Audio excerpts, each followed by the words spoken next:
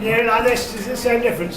Same thing. I can turn this up apparently. That might be awful. Hello?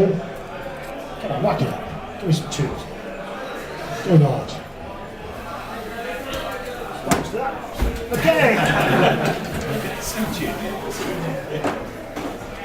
What I'll do is, do you want me to do questions first or tell you a little bit about Dead Zone? Dead Zone? Dead Zone sounds good. Seems to be creating quite a stir.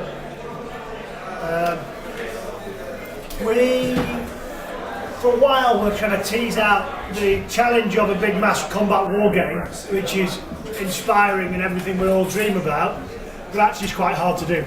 Getting an army, learning a new system. There's quite a popular game out there as well that quite a lot of people play. It's got a lot of tools behind it, about 60 million quid worth of tooling behind it. So it's going to, 6 tools. It's going to take some time to overhaul. But so that's kind of where we want to be there, with the Mantic ethos of, big battles, lots of death, set it up, play it in 3 hours from start to finish. And again, with the cleanness of rules, that means you can concentrate on what your opponent's doing. Yeah, sure, go for it. Not rules, no single figure being overwhelming. It's like that Kings of War battle that's going on the far side of the room. How fantastic was that? Properly large units of cavalry, big piles of infantry. And so we decided we're going to take Warpath. In the end we said, look, we're going to do a skirmish game. It's a pure, simple skirmish game that opens up the universe and gets people playing. And then as you've decided, I like the Enforcers, I like the Plague, you realise you've already started towards a Warpath army. And if you want to, then Warpath can be just uninhibited violence on a massive scale. Unless you can write the game that you want, which is huge numbers of tanks, huge numbers of vehicles and infantry. So by uncoupling the two, we've both, I think, got a perfect intro to the universe, quite colourful, quite story-driven, quite narrative with Dead Zone, that will set the way up to allow Warpath to be what we want it to be. And then what was nice is then we really spent a lot of time talking about the universe. Guy Haley's done a lot of work, probably haven't seen, but about the corporation and who they are and what they are. And while they're good guys, because they're humans, they're not that good. And as you kind of get up to the top of the power that runs the corporation, you find that there's this council of 7 that are all powerful. And a few things are worth bearing in mind. The corporation are simply corporations. That is the form of government. And so, as we all know, when businesses go crazy, they become laws unto themselves. And as the empire is expanding out, the right to mine this, or to take the resources from that, or to put industrial complexes on this planet, is what actually gets negotiated and bidded for. When you get to the Council of 7, they know everything, see everything, they are the power decisions. The important thing to remember is corporation troops report to corporations. And that corporation, Coca-Cola, might have bought this planet over there because they want to make fizzy drinks on it for the whole empire, and it's got the right kind of water and sugar making facilities so that it's easy to drink. So they will send an army on one of their ships with their industrial things to take over it, to make sure the planet stays the way they want it to be. So corporations have their own standing armies to help them ensure that the contracts are fully complied with. The Enforcers report to the Council of 7 Army. They are their enforcers. Very often, they will be right alongside the corporation army, making sure that this contract is fully inhibited. Unfortunately, the local natives didn't quite understand exactly the terms of the contract, but we are now here to ensure that it's fully enforced. However, That's what I said. yeah,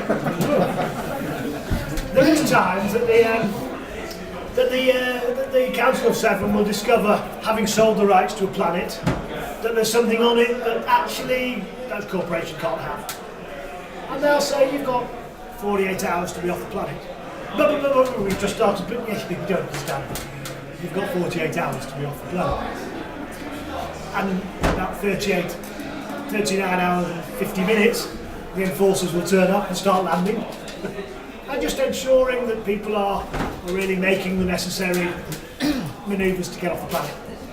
Anyone that, so there's all these kind of political games that are going on. The council itself, sat at the centre, will also be aware of threats to the corporation, to the co-conspirators. And one of those threats is these plague outbreaks that keep happening. They know they are not happening by accident. They keep discovering artifacts. Corporations being corporations will go, "Ooh, cool, what's that? Ooh, it looks serious. Put it in one of our medical facilities, one of our laboratories, let's have a look at it."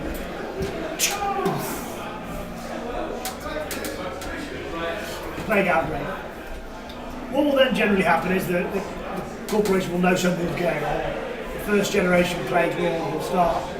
There'll be 2 or 3 of them will be there on the planet, and it will start spreading. A message will come back to the council that says, we think there's a plague outbreak down on Nexus site. Right, okay. What they'll do is the council will, there's special enforcer regiment teams for every different thing. Anti-plague, anti-human, anti-corporation, alongside corporation. So there will be specialist jungle warfare, city warfare. So enforcers will specialise in 1 or 2 types of fighting. The plague will be dispatched to the area, the anti-plague enforcers will be dispatched to the area. Come on in if you want. And they'll probably put, if there's 6 planets, they'll put 6 pathfinders, 1 on each planet. And they will not tell the enforcer, they'll know that they're plague enforcers, but they will not tell them where or why or which planet they suspect the plague outbreak is on. So they're dispatched off. 5 of the planets, 5 of the enforcers will land, do a load of computer checks. 1 of them will go, Russia's online, Europe's online, China's offline. Okay, here we know where it is. Set a dead man's switch running, which was the countdown we had on the website. Check out the non-infected areas to make sure there's nothing there, and then go to the infected area. Invariably, that usually means he's not going to try and die, but his chances of survival are very low. The only person that can switch off that dead man switch, is him. If he doesn't switch it off, it means he's gone to investigate the plague, found there is a plague infection, and they've killed him. Obviously, if he can, he'll come off planet. Well, no, that's off planet. He'll stay on planet, but radio up and say, yes, confirmed plague sighting. You can follow the Twitter campaign. That was what was happening with 6 Alpha. He was on the planet. I think Jake killed him off, I'm not sure. But anyway, if he's on planet, it will be appearing in the game at some point. So the report comes back, dead man switch has gone off, or we've got a confirmed plague sighting on Nexus side. The council then says, great, right. The planet itself and the planets around it get cordoned off, 1 in each direction. Anything inside it, anything inside that cordon, you're staying inside the cordon, you're not coming out. If you are in a big, large, 20,000 people corporation juggernaut sailing across space, you'll either be trundling along reading your maps, and all of a sudden an area will just be on your sat navs as you get your new maps uploaded. They'll all be live, held on a central database. They'll upload, and suddenly this area won't be there. If you are going to sail through it, they'll say, you know what, chart a new route. And everyone else like, oh, okay, wasn't something there? Well, it's changed, has it? They carry on. It's a cordoned off zone. No one knows why, no one knows anything more than that. If you're in it, your sat nav systems update with nothing. The corporation, the council, cuts off all of your navigation systems. If you can see a planet, you'll try and head to it. There's probably a 1 in 5 chance that it's an infected one. But you are basically on your own, you're in the containment protocol, If you try and come out, they will shoot you down. The enforcer ships around the corner will shoot down anything that tries to come out of the foul. So generally the captain will just try and land, hope they get lucky, on an unplayed planet, or whatever the infection is, or whatever the threat is, and they'll then generally leave the cords up for 50 years, arriving there, everything's dead, and then they can come back in and take it back over again. So you'll hopefully be there in 50 years, you'll have lots of heavy equipment and machinery, you'll have your own standing army, so you land and carry on. The only ships that go in, as far as the council is concerned, are enforcer ships. There's two reasons they don't nuke these planets when they find a plague outbreak. Any ideas what those might be? Cash. Bloody expensive when you go and flatten all those medical facilities. They'll still be there in 50 years' time. But on most of the planets, they'll be just carry on trading, do what they have to do. Second, They want it for themselves. they do what they do on that. The second one is, what does very, very well after it's been nuked? Cockroach. Zor will look out for any new planets, and one of the early outbreaks of plague is exactly what they did. They nuked it, they got rid of the plague, and got a massive Zor infection in the planet. So, on both cash sides and the fact that you then create space where other races will come in and live. So, the council cordoned it off, send in the enforcers. The way the plague works is pretty simple. There's an infection, the artifact goes off, and you'll create first generation plague lords. You've seen those chaps, big, mean and ugly. Anything they then infect is second generation. The plague lord only needs a living host. The plague will 100% take over its DNA, and it will always be that. The host material doesn't matter. Human doesn't matter. It's 12 foot tall and 10 foot wide. It's got enough living material. The second generation you can see are slightly smaller, slightly faster,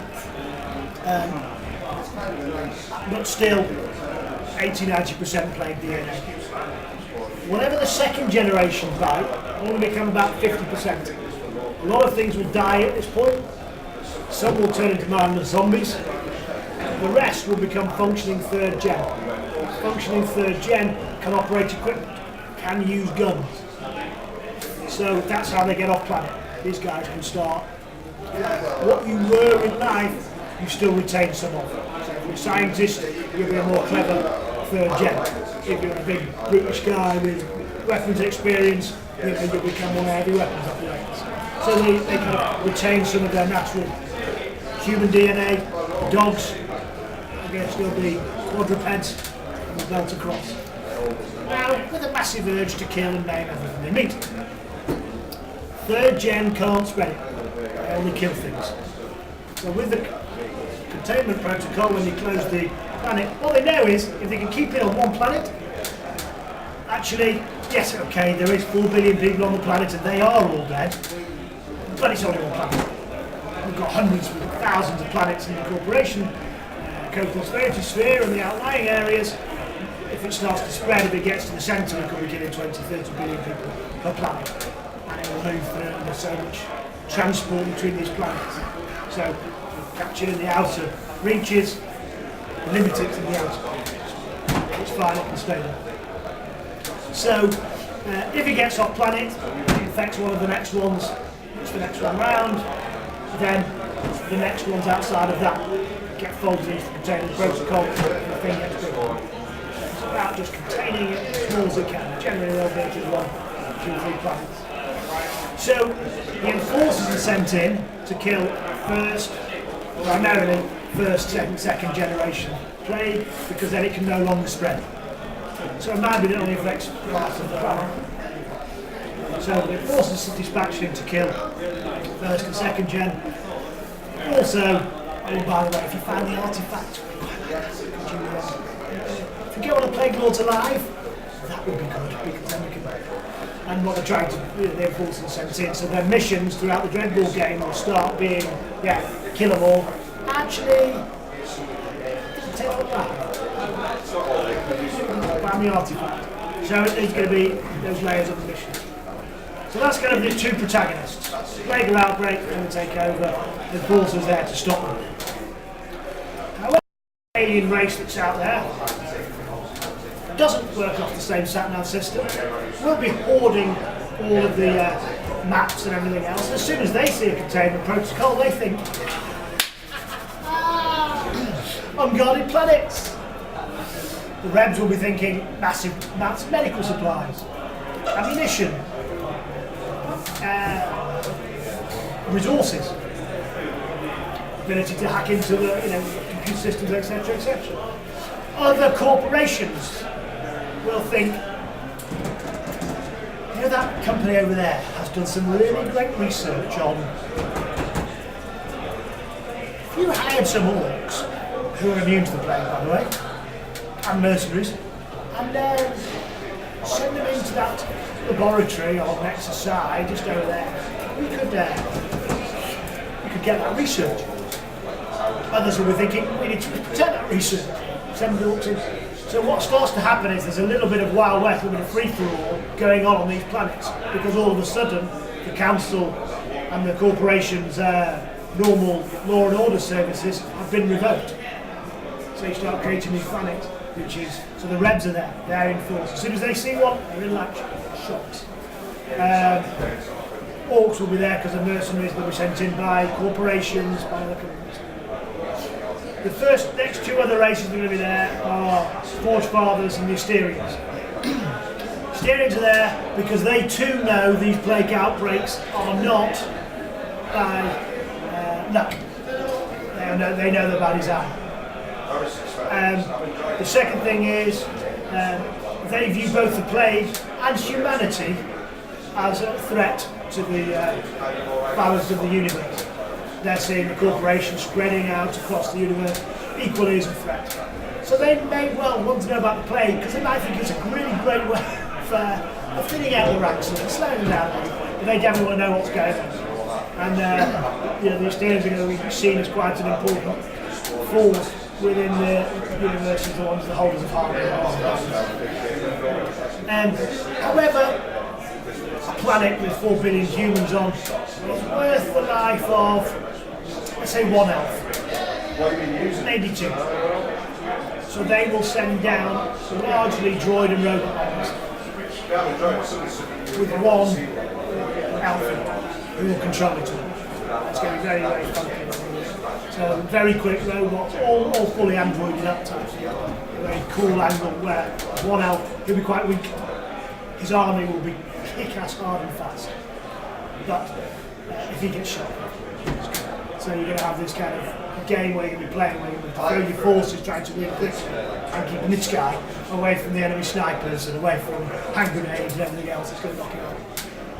So that's a cool angle, and then just started to introduce those mysterious, very elegant, robotic-looking stuff. And then the Forge Fathers. They're interesting because they are the only other Xenos race, alien race, that has been able to stand up toe-to-toe with the corporation and take it at its own game and often beat it at that game. So they have their own area of space with their core planets. But they've simply realised, okay, we understand what the corporation are about. They're about money, they're about resources. That's cool, we can trade with that. So they sell the forces and the council a lot of the equipment. But because they know what the council are like, every time the council tries to take one of the dwarf weapons apart, it explodes. They only sell them their second generation quality equipment, which by the human standards is far, far, far advanced. But the dwarves have the stuff that can knock it out. So the Forge ones have corporations within the corporation, hence their Dreadball team. They will trade, and they will buy rights, and they will participate, and they will sell for the corporation gold and use that money to buy mining rights on planets that they think are going to have a lot of resources that they want to pick up. So they are effectively another corporation that can engage their tough. But they know the corporation, if they turn the back, they'll have them over. So they don't allow that to happen, retaining the best kit. They will also view things like remote planets where there's a small corporation, group on, that's easy pickings. You want that planet? Alright, go take it. I know, remote planets and the outer fringes, they'll just send troops in, kill the people who are there, stick a flag in as his forge fathers, and when they get pulled up, no, it's always ours. What are you doing about it? Start a war? Alright, that's fine. A bit of a war. Let's sue for peace. Well, I'll tell you what, if you let me have that, I'll give you that. And because they can take the council at the level they're at, and know that it's simply realpolitik at its best.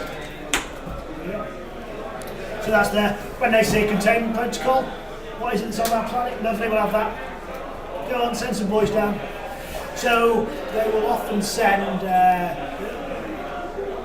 I think the 2 times they're going to make appearances, the dwarf society is quite hierarchical. The top is the very highly qualified engineers who want the very expensive, rare minerals, diamonds and up. Very high tech, turn up with clever kit, go in, take out what they want from the planet and then leave. The next people in would be the people who would come and take all the rest of the kind of raw materials of value, so oil down, if it was in today's society. Slightly dirtier, slightly messier. All the wood, okay. And then the final category to the berserkers, who've now moved into space, who have kind of torn off t-shirts and kind of spanners around, and they go like, well, what's left on this planet? Oh, about 700 billion tons of dirt. There's a couple of million slaves. All right, well, let's say that. Who's buying dirt to them? That planet. All right, I'll send that over, and they'll just clean it. Scrap metal, everything that's left. When the forge fathers are finished, there might be nothing. There might be some dust just where there's a planet. Yeah, that's a mountain. Who's buying mountains? Yeah, that's it. Get over to that pleasure place. So then they're kind of, what it is, what's on it, we'll have it, let's do what's going on. So the couple that are going to be appearing in there is going to be the Brocks. These are going to be the berserkers, which are scrap metal merchants, and then the very heavily armoured,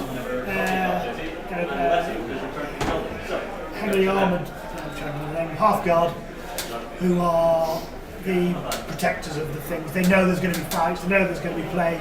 Well, if we kill off the first gen or second generation plague, we'd have the whole planet, can't we? It's going to be 50 years before the corporation get back here. There won't be much of it left by then. So those are the next couple of protagonists that are coming, and I think it's a really great story. And the hope is that we'll be able to bring it to lots and lots more people out there who will start playing, as they have with Dreadball, with, I've got a corporation team, I've got a Forge Father team, with this, okay. And then when you look around, you start to get into the universe and you're starting to understand about the Warcraft universe, which is quite exciting. So that's Dead Zone. The kind of background, we'll talk rules and stuff in a bit. Jake's here as well, they're doing speeches, they might come in and do some of that. So, questions? To zombies, and if that's the case, is it going to be the Apocalypse Troopers box set that's available at the moment, or will you tool a dedicated kit that's easy to put together?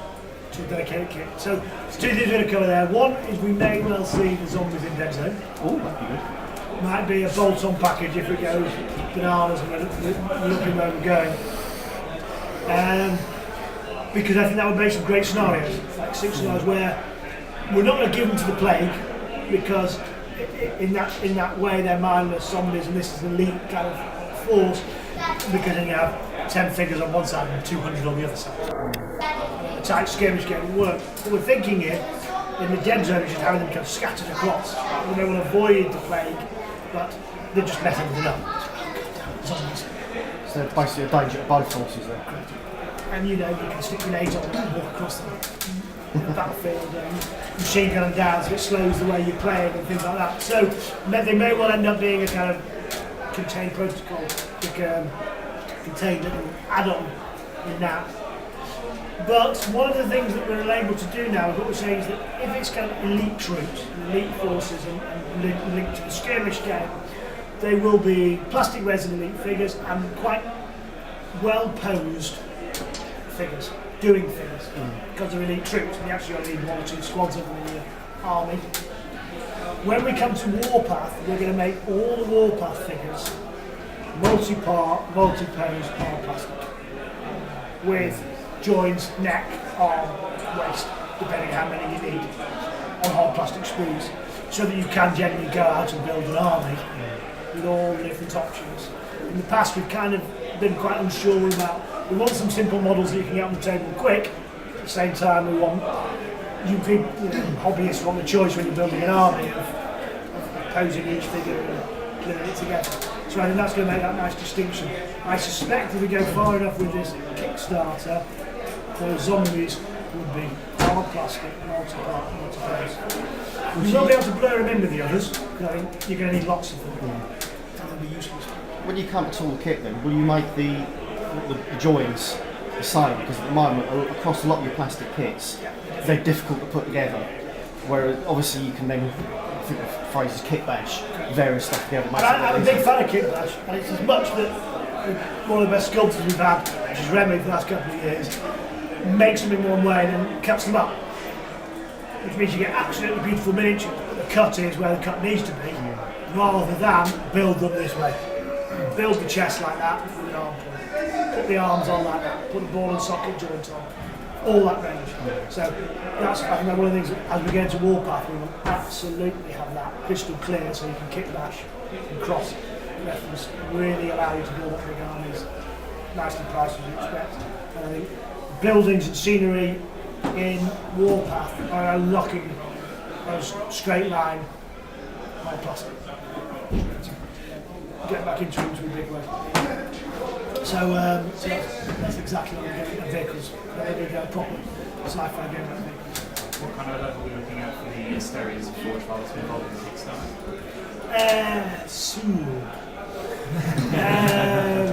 Yeah, I mean, obviously the 1,300 backers on the first day was an absolutely incredible number. Yeah, we were excited. We hoped it would go well, but that was yet again.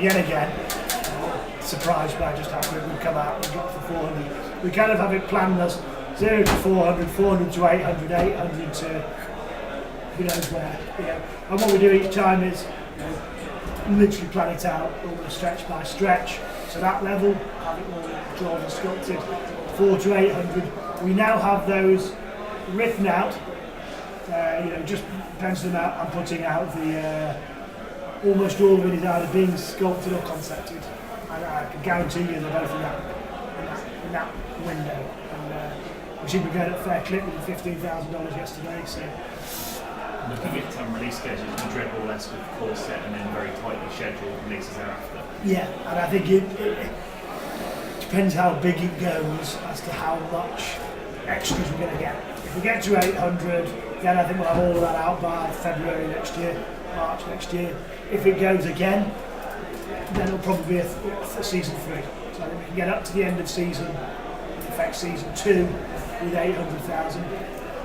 Having the buildings as well means we can push on 2 fronts, and there are 2 different sculpting and 2 different tooling solutions, so we can do those simultaneously. Which means we get to 800. And then the next season we'll come after that to get into the spaceships and multiplayer combats.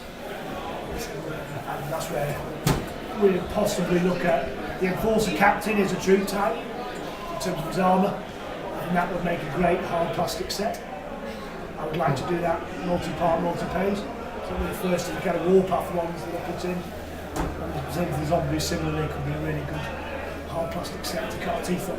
So they'd almost be season 3, but at the same time, really paving the way for the next generation of Warpath figures to come through.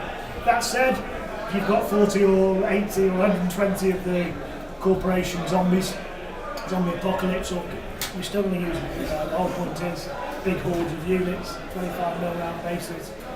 Yeah, these will be more sci-fi themed, but they're really nice models and actually today. Your opponents will know what they are.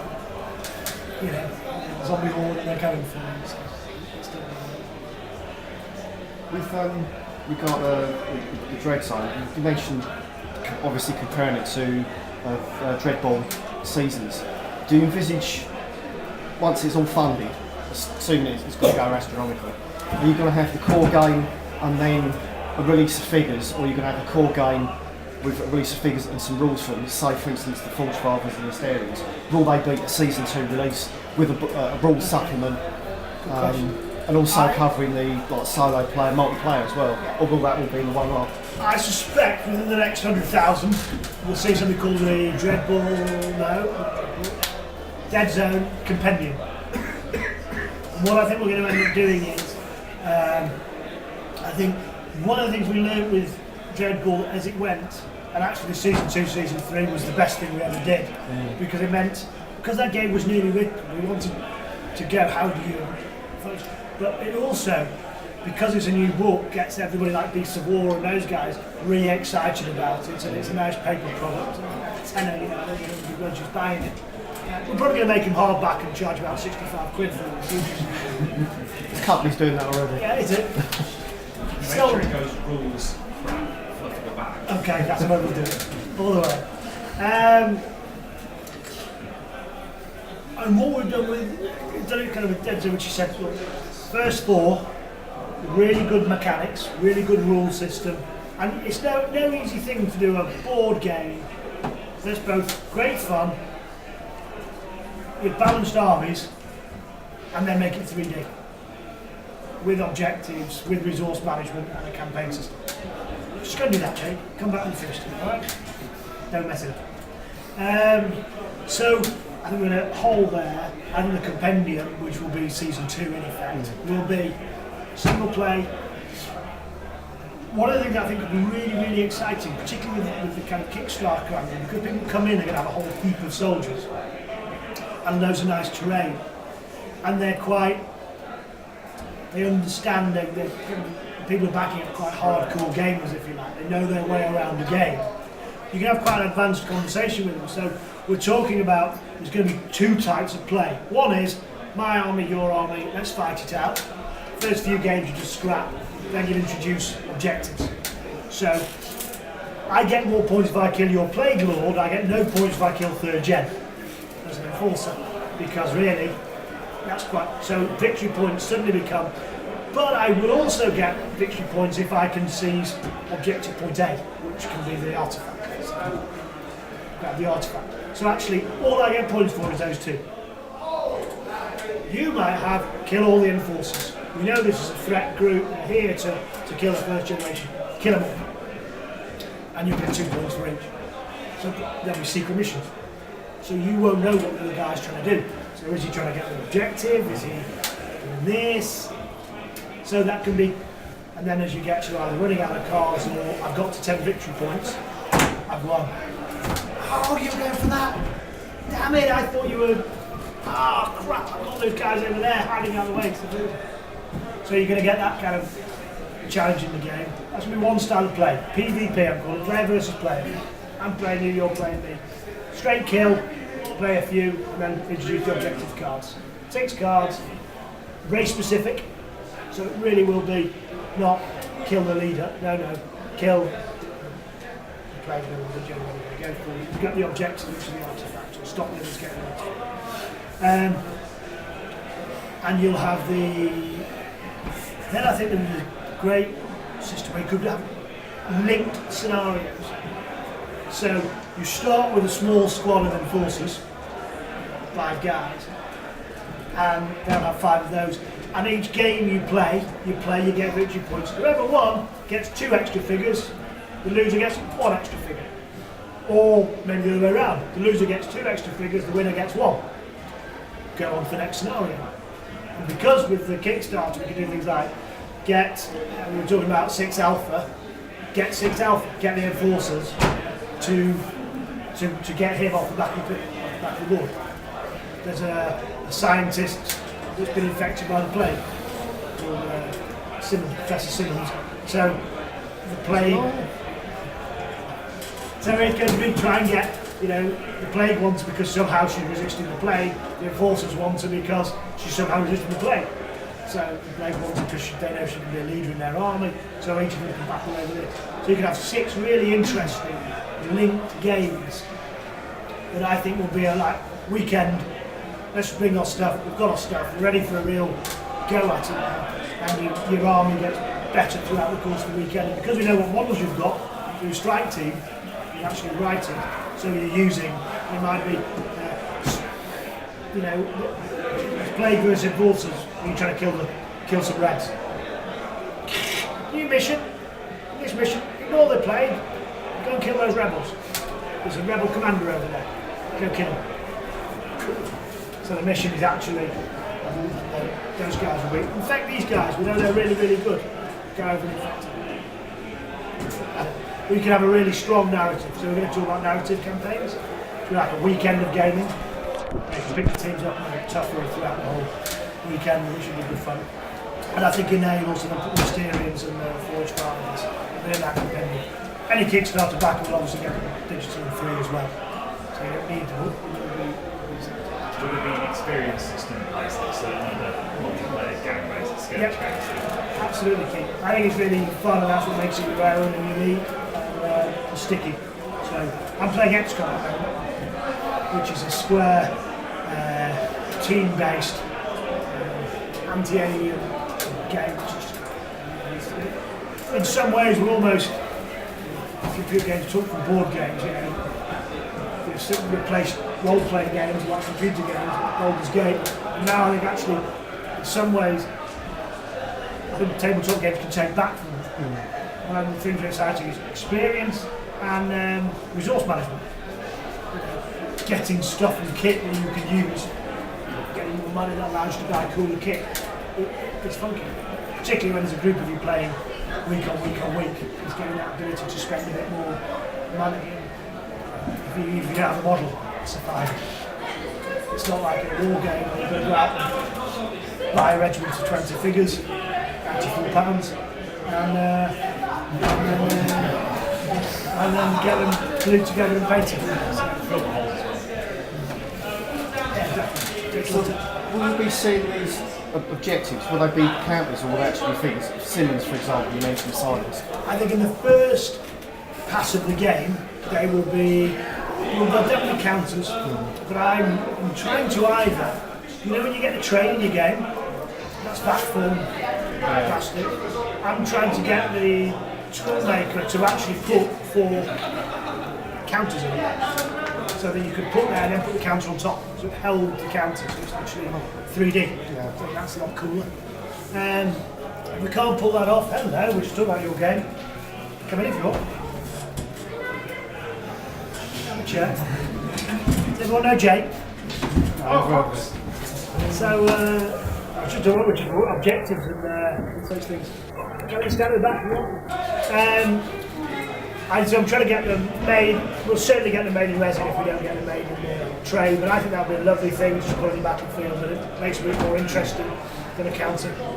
Counters are nice, but actual visual things, something looks like an artifact, something that looks like an ammo dump or an ammo crate, and put your objective counter on top of it, on the building, it'll be a funky way. And then I think in the second one, was about those narrative campaigns, absolutely things. And chat with students there in the car and say, look, we have to put some things in. Let's make them characters and figures. And it's a great figure, usable in the game as a merc or as a heavy, but also in a narrative campaign can be the objectives. Kill them, save them. That's what this funding allows us to do. Just indulge our geeky, all the things you always wanted to do. Would you ever consider moving those scenario packs on the Kings of War as well? Harking back to my early days in the 80s where you used to get like Bloodbath All's Drift and Terror Literal Assassin, making a campaign pack, sticking maybe some fancy seal in it or doing a deal with like an MDF laser cut company and then giving you a list which you could probably get at quite a good discount of figures, but then putting in some special character figures, and you could expand the King's War sort of world, add some detailed depth to it. I is allowing companies that don't have the infrastructure, where well, we're not GW, they can't afford to take risks. They've got the stores, they've got to pay for them. They've got their winners, 40k Warhammer, and that's what we're going to have to keep driving at. So, and for us, it was always difficult to make any inroads. with Kickstarter, we can really have great dialogues with people and talk to them and understand them. And being hobbyists and gamers all our lives, I know what I wanted to play, and I think this what is really exciting for us is we're able to do it. And because we're making models, we say, look, using this way and that way. But if you're in a strike level, we know you're going to have them, and actually you're going to have all of this. So I was saying with some of the scenarios we talked about having where you can use your red figures, which can be, you know, the also need to kill the rebels, and the plague have got to infect the rebels because they know there'll be really good fighters on their side. So you're going to use some of those troops that you might not be your first choice army, but will be great in the game. Or it could be one where the rebels and the Enforcers actually fight against the plague. Because that's bringing you to the realms of possibly playing more than one map size, more than one map size games. Well, but all sorts of permutations. And I think when you're doing a campaign, one of the fun things is having individual scenarios within that campaign that are non-standard, because that allows you to do really wonderful things with unusual objectives or different layouts or whatever. So I think there's all sorts of entertaining. And every time, was it every 400, every 500 people I have to write a new scenario for it? How many? I can't remember. It's more than it was going to be originally, but no, it's really good because it means I can get a big story arc going and get all sorts of cool. Possibly run two, but that gets us 10, so you know what, 10 scenarios is as many as you want to think. Let's start the next one.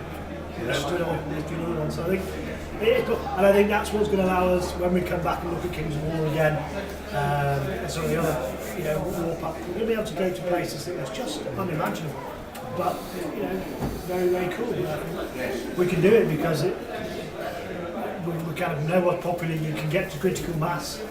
I mean, one of the things I was doing one of these Q&As over at Adepticon a couple of weeks ago, and asked about stories. People always ask about background, books and novels. So we've always wanted to do, never quite been brave enough. We're going to go freebie one of the Kings of War Kickstarter. Who would like to see or be interested in background of novels? Yeah.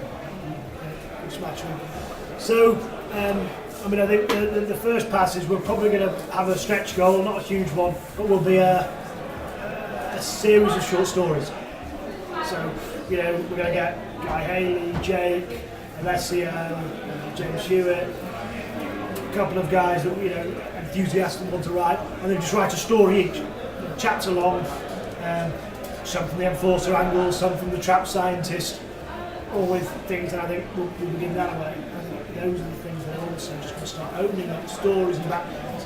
And you know that when those get written, as soon as it's mentioned, there'll be a clamour to have the figure sculpted, and then those figures go back in and they'll get written into a campaign, and because there's a story, well, you know what, we'll write the rules for it, we'll write that campaign. And it's just an exciting time. Absolutely. One of the things to pick up what something you said before, one of the things about talking about this dialogue with everybody out there. With Dreadball, one of the brilliant best things for me was the fact that we launched the game and we've got a community already. There's people putting up websites, there's people running leagues, there's people running tournaments all over the world.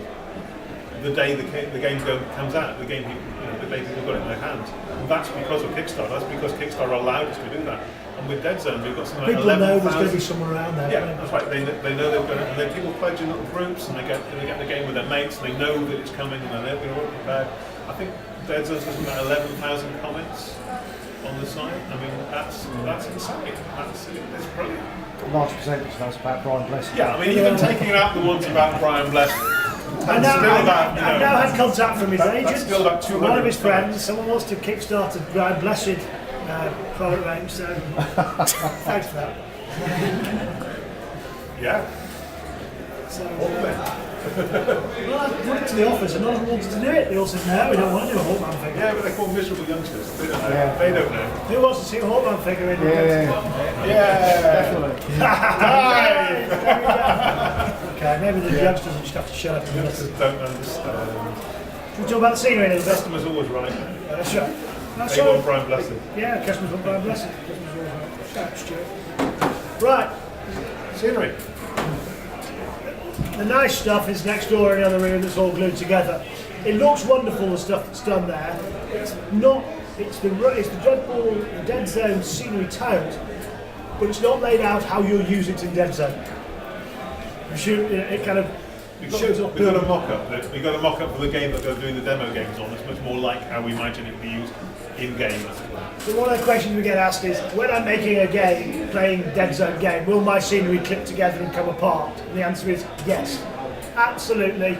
You can pop it apart and take it apart again for your game, because you'll use it in 2 or 3 pieces just to blocking up line of sight on the barricades.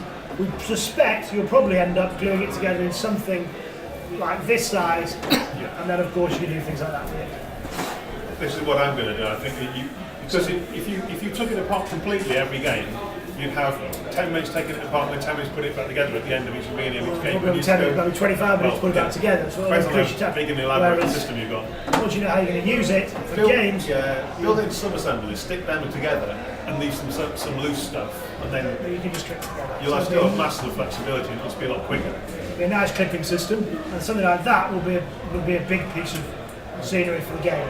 You know, 2 walls, but you can see there, we've got windows to shoot through lines of sight. Because we're playing true lines of sight, that building is just fantastic. There's benefits for being up higher, as they should be, shooting and seeing, and away you go.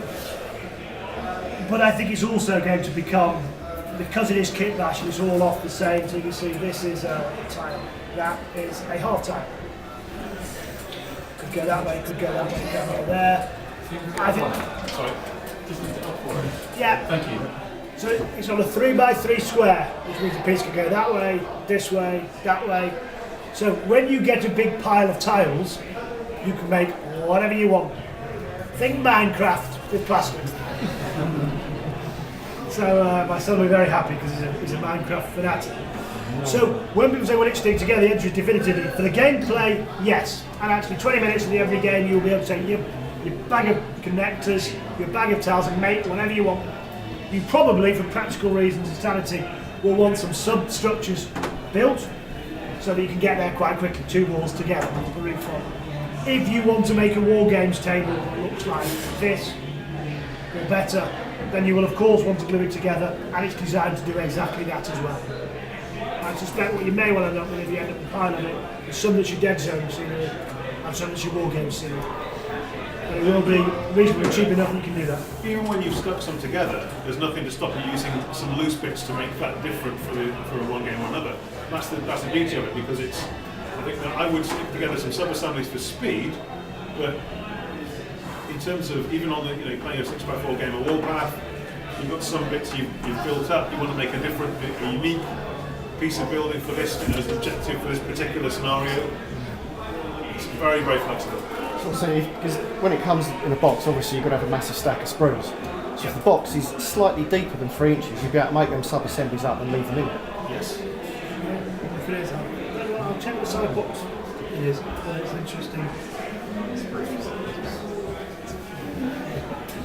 It's this wide. Thank you. And it's beautiful stuff. I mean, these are resins. We've got made here. These are sort of cast and come out quite cleanly. We've just got them knocked together in minutes, but you can see just how much fun you can have already fooling around, having different structures you can get off it. There's only 4 or 5 designs on here. There's lots of. I mean, we're looking at the possibilities of doing a damaged sprue that would have already built in different kind of bits of broken and damaged and weapons effects and so on it. But even without that, you can very quickly make all kinds of conversions yourself, because it's going to be hard plastic and it's just really easy to work with. The one thing is, doing damaged takes up a lot less space. And what we've got on the first 2 basic sprues are complete floors, complete walls, complete doors.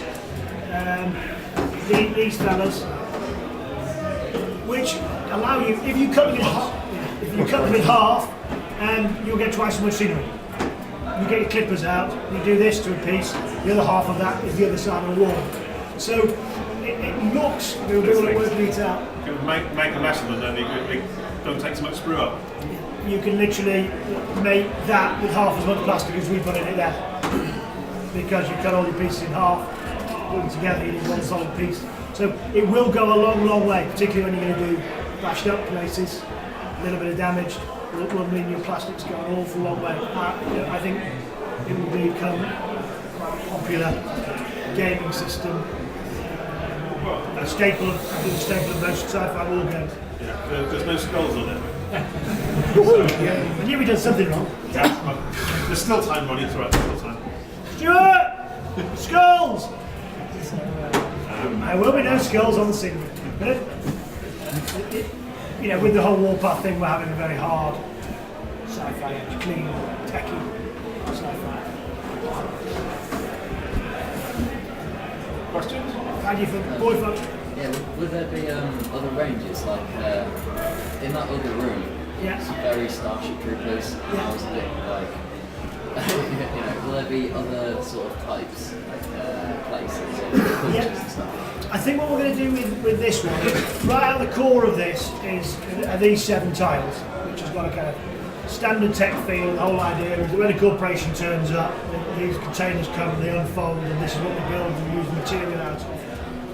And on Nexus side, a standard corporation planet, you can have that.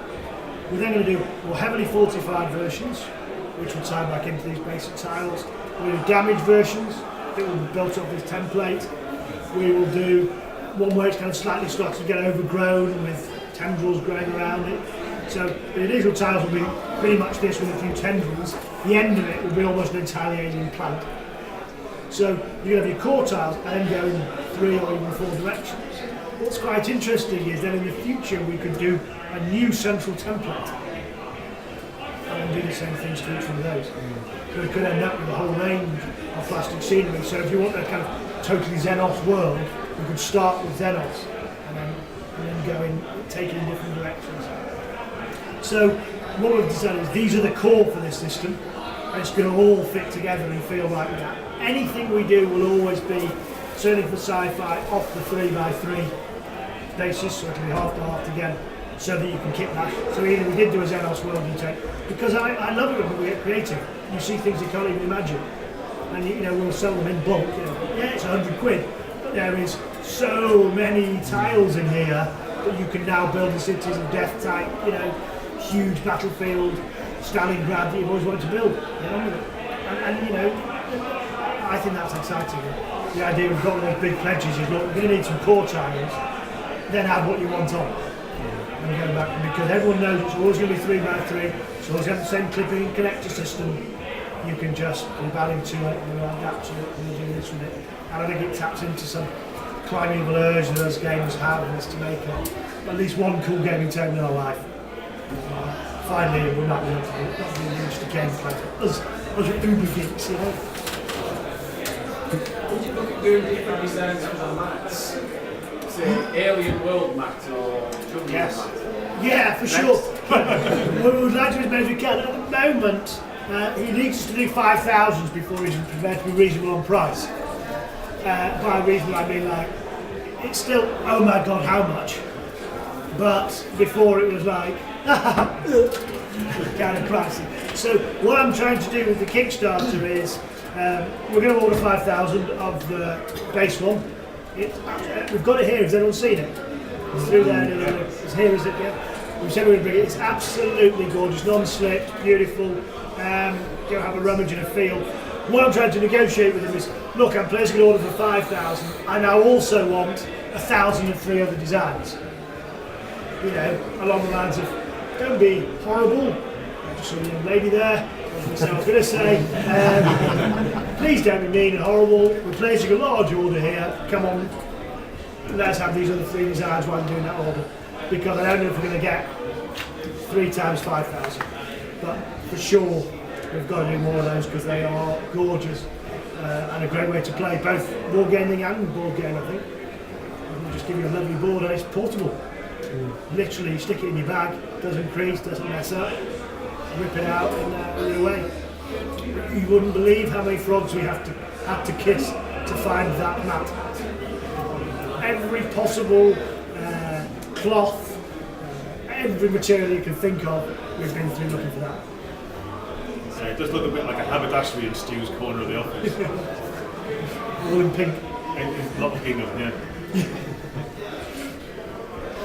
Whilst we're on the subject of terrain, I'd actually partnered up with Secret Weapon to be their distributor for Kickstarter.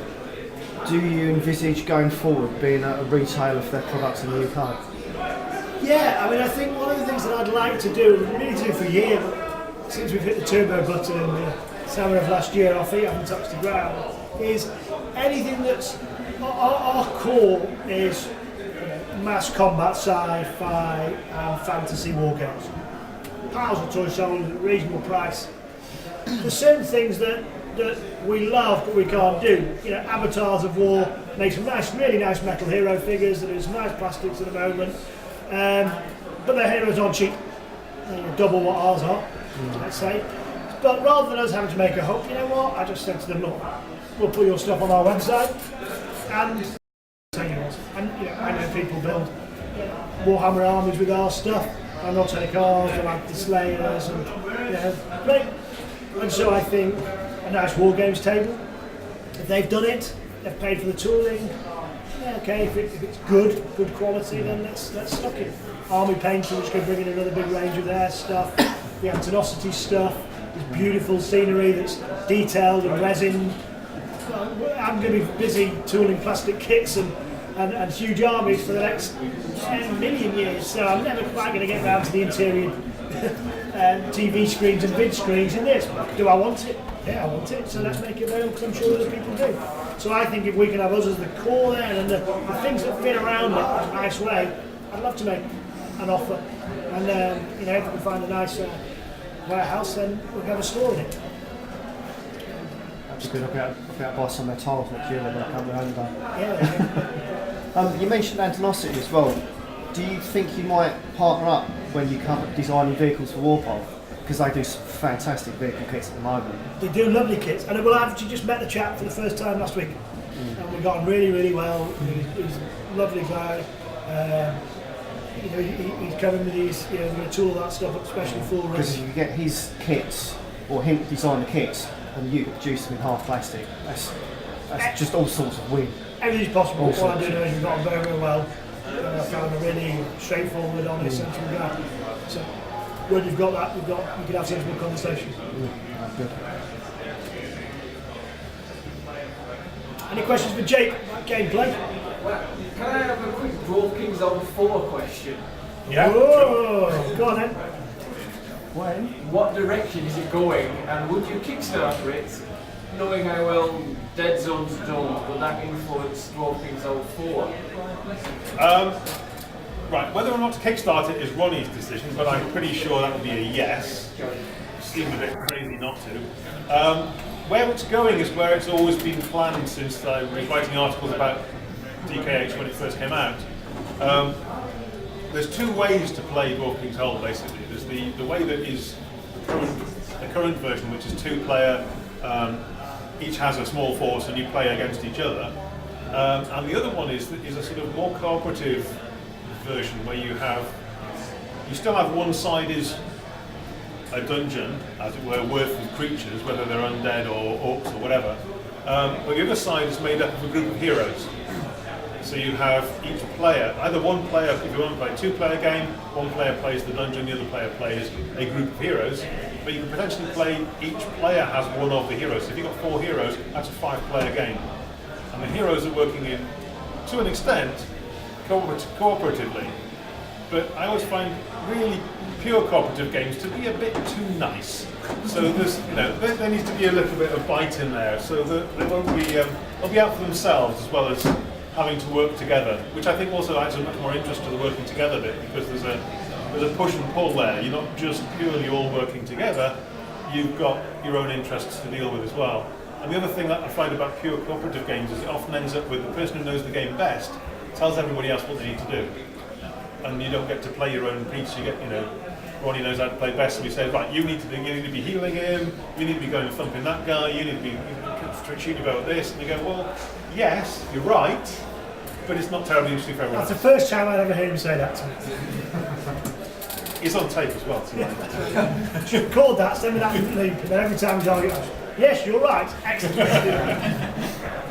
So my thinking is I'd like to introduce a bit more decision making, a bit more individuality into the different heroes, so that although they have to play cooperatively to beat the dungeon as a whole, they still have their own objectives. They still have their own things that they're out to, and so they won't always be immediately doing what everybody else wants, because that might not quite suit them best. And there'll be times when these alliances may be a little bit crumblier than it will be entirely good for the party as a whole.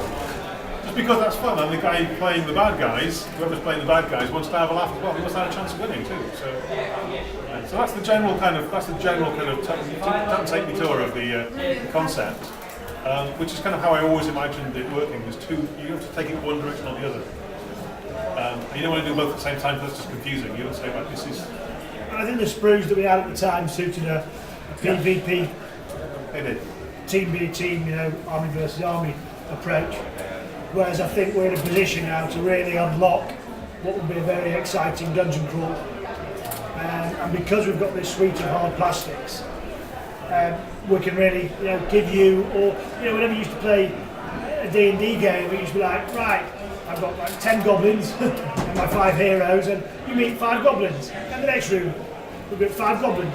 And you think, well, I'm going to meet the troll in a minute because I know that's the only other figure he's got.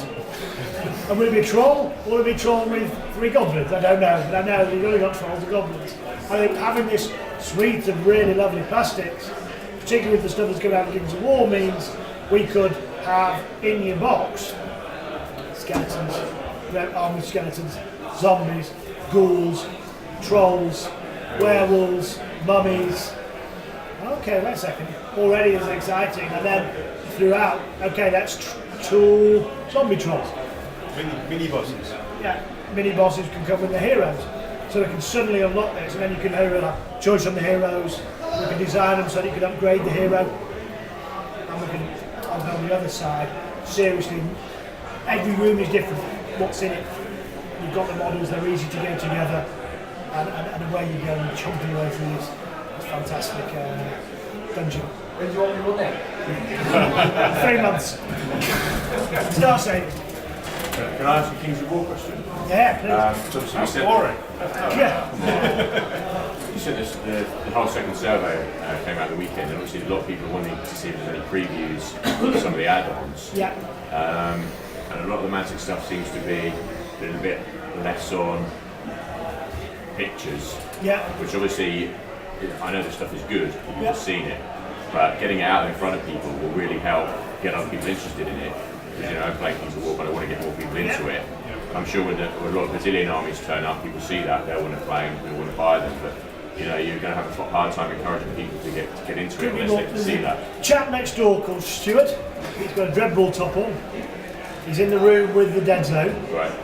Go and say exactly this to him, because I was in the car with him all day yesterday, saying, will you show some goddamn pictures? You sent a survey out with one of the most beautiful armies we've ever done.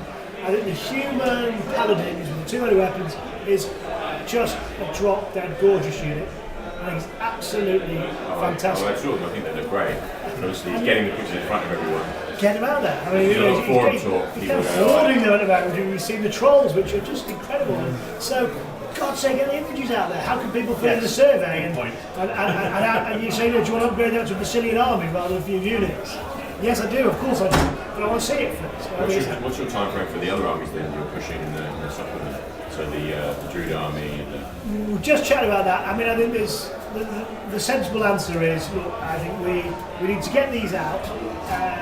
We've got a great piece of art for the Brazilian cover. We've got Heroes and Legends, which is good fun.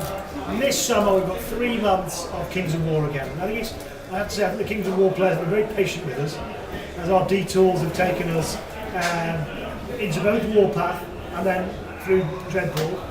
But I think when we now launch Kings of War and almost relaunch it this summer, there's so many more people that are going to be able to be a bit more open-minded about what Mantic's trying to do. They're not going to see it only through the eyes of, like one or different. No, it isn't. It is different. As Dreadball is different, it's a different game. Have a look at it, have a try, but if you like Dreadball, you may like the type of things we're trying to do.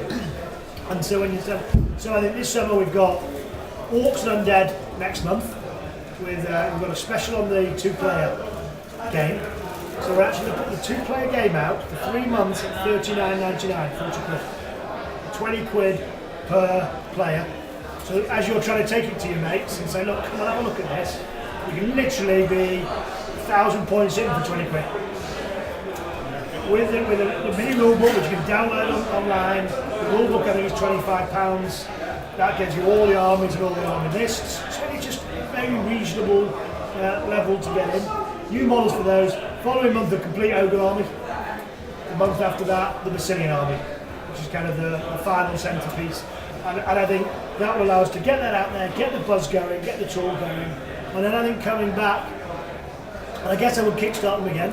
And there's two angles. I think we look at doing some of the elemental army, the druid army, to really getting exciting as we're doing like that. Obviously the abyssal army, the army of the level is very exciting. But I would also love to go big guys, giants carrying howdahs of soldiers and undead war mammoths, some of that real stuff that takes that big game on to the next level. And so we're just having a chat and making sure that we can understand that and know that. And I think that's when we could then come back and say, okay guys, let's fund out these. Or we set up a little mini company, a mini studio that just does Kings of War at this stage, going to the system, and we just do a Kickstarter every 2 months, army at a time. Do you think you're a bit dependent on Kickstarter? We are, but it gives us the funding. The thing that it does is that it takes for us the challenge is, I could have done that Kings of War stuff, would have taken about 4 or 5 years. What I've been able to do is do it all. We have 15 sculptors working for us in December, January. And so, is it? Yes, but in actual fact, if we get through this one, or once it's tooled, we've got it forever. And as we get bigger, the need to rely on it will become less.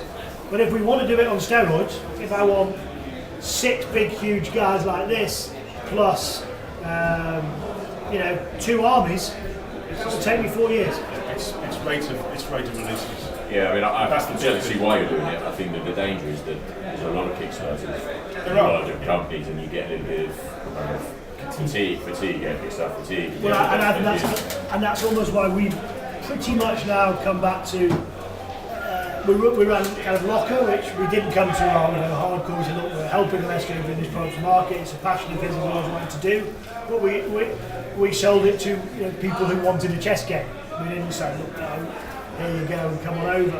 And I think we've got one other thing planned later in the year, but other than that, all of our Kickstarters are going to only feed Warpath and the Kings of War universe. So Dwarf King's Hold as a gaming system will be set within the Kings of War world. So, because so everything, in our case, we're going to stay very narrow. And sometimes you'll dip in, sometimes you won't. I mean, one of the guys that was the very first pledger on Kings of War, he managed to get it before we even told anyone it was out. He got the very first pledger. I don't know how he knew, because we didn't even know about 3 days before we did it. He was there, I got home, wow, well done. Never came on Dreadpool, because he doesn't play sports games. Yeah. Just didn't come in. And so I don't want it to be like, you've got to feel obliged to do it. But as we're getting bigger and as we're getting more well known, we're unlocking this ability for people to help us. And here's the interesting thing. On Kings of War, we did $350,000. We already had nearly $500,000 worth of tooling behind that Kickstarter.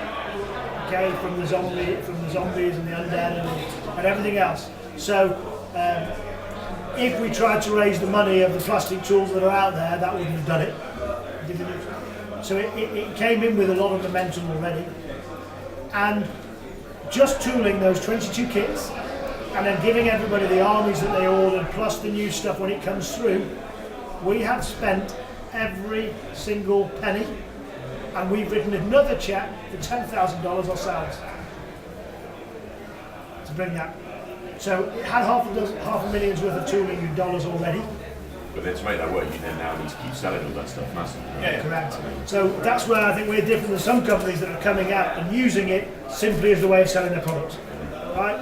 We are using it to tool the ranges that we want to bring to market.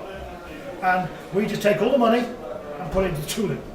We don't make money out of the Kickstarter. And the Kings of War one, I can tell you definitively we made not a bean. I'm very happy with that because of what it's going to do to Kings of War. 2 books, 25 plastic sets. It's like now you've almost finished Kings of War, but there's still a few gaps in some of the ranges and I think. And can we go to the next scale? Yeah. And that's where I say, should we look at it? So I think for that, it would make sense. But I think it's got a reason. It's about funding. It's about creating, which is what Kickstarter is there for. And there is some companies that are absolutely using it as their only means of delivery. If you don't come in on our Kickstarter at 150, certainly 100, there isn't a great incentive. We don't give you a big discount at $40 because we want the more casual gamer to be picking those up from their store when it hits the shelves. You know, we have sold 3 times as many Dreadball games through retail stores and trade than we sold on Kickstarter. 2,700 on Kickstarter, 10,000 gone out for our independent traders. That's what makes me excited, because it's doing what it's supposed to be doing, which is funding the product to bring it to market. It's kickstarting that product.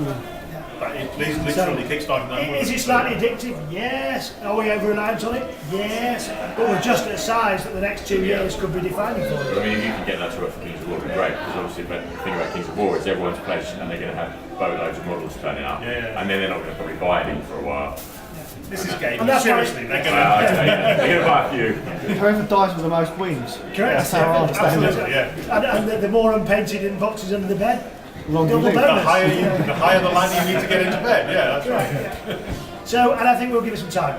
We'll put the models out this summer, we'll have a good push on it, we're in another Clash of Kings tournament, we're going to keep that rolling over the next year, and then when everyone's had time to digest, get excited, we want to talk to everybody, which should we go? We'll have a big push for some really cool big things that they'll be involved in. People will say, yeah, get behind that, I'll take that army, those 2 big things, I'll do that. But the important thing in the short term is we've got 3 months Kings of War to get everyone excited about the world, so they can pledge on the Dwarf King's Holster. That's right. just to kind of put you in the right mindset. Yeah. Guess what Jake's writing now. Go on, take a couple more and then we'll let you all go. Just a quick one. Sure, no, Picture on there, the Dreadball mech suit. Yes. Does that mean Dreadball Extreme far off? Or? yeah. The mech is for Ultimate Series 3, not for Extreme, which is 4. I think it's the one I think you're mentioning. Sorry, yes. Dreadball Extreme is when Dreadball comes out of the arena and goes. It's the Fight Club version of Dreadball. It's the illegal boxing, rather nasty version. Yeah. Real steel. Without the fancy arenas and the referees. Fouling is no longer fouling, it's called playing the game. That's right. There aren't any fouls. So yeah, I mean, there's just a list of exciting things that are going on. Any more? Should we do one more? Should we let you all get back into the land of the living? Or the undead, depending on which room you go into. So just so everyone knows, I don't know, I think it's going to be absolutely frightening as anything, but when we saw this place we thought, this is reminiscent of zombies, we're quite well known for our zombies. So we've got a live action zombie crew with full pyrotechnics hidden on that side of the building. I think they give you a gun and you have to go in there and either be killed by zombies or shoot the zombies on the way through. Don't recommend it for that young lady. Fine, okay, I think you might have to be the objective. I think my daughter's coming down and she's going to have to be saved from brave adventurers. But yeah, I think have a try. It should be very good fun. I will have a go. So as soon as we finish this, we can belt it. Yes, I don't think you have to hit the zombies. Just shoot them with airsoft guns. Cool. Any more? What time's the next one? What? What time's the next seminar? Be about an hour, I think. Because I've got to leave at 3 o'clock. I have a very important other football match today.